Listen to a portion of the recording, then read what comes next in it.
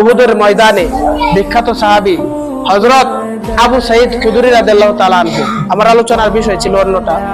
হযরত আবু সাঈদ খুদরী রাদিয়াল্লাহু তাআলা আনহুর বাবা, তিনি নাম মালিক ইবনে সিনান।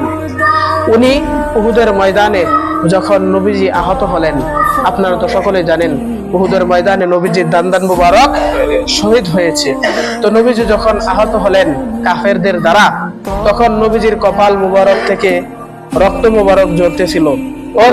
হযরত আবু সাঈদ খুদরী রাদিয়াল্লাহু তাআলা আনহুর পিতা মালিক ইবনে সিনান, উনি নবীজির কপাল মুবারকের রক্ত তিনি জিহ্বা দ্বারা চেটে চেটে পরিষ্কার করেছেন এবং খেয়ে ফেলেছেন, বলে সুবহানাল্লাহ। অনেক সাহাবীরা বলেছিল, হে মালিক ইবনে সিনান, আপনি রক্ত কি করেন, ফেলে দেন, খান কেন? তখন উনি বলতেছে, খোদার কসম, আমি আমার মদিনা ওয়ালার রক্ত মুবারক এই জমিনের মধ্যে পড়তে দিব না, আমি খেয়ে ফেলবো, আমার পেটের মধ্যে সযত্নে থাকবে, বলে সুবহানাল্লাহ।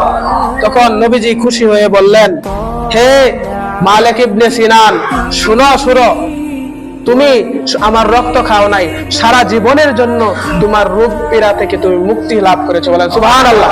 এবং নবীজি সমস্ত সাহাবায়ে কেরামদেরকে বললেন, হে আমার সাহাবায়ে কেরাম, তোমরা শুনো, দুনিয়াতে যদি জান্নাতি মানুষ দেখতে চাও তাহলে ওই মালিক ইবনে সিনানকে দেখো, বলেন সুবহানাল্লাহ।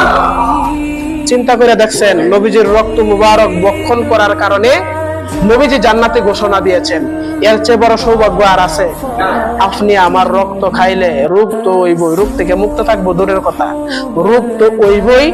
এবং এই যদি কেউ হালাল মনে কইরা খায় তাহলে তার জন্য জাহান্নাম ওয়াজিব হয়ে যাবে, ঠিক কিনা বলেন? তাহলে সেই নবী কি আমাদের মতো মানুষ হইতে পারে?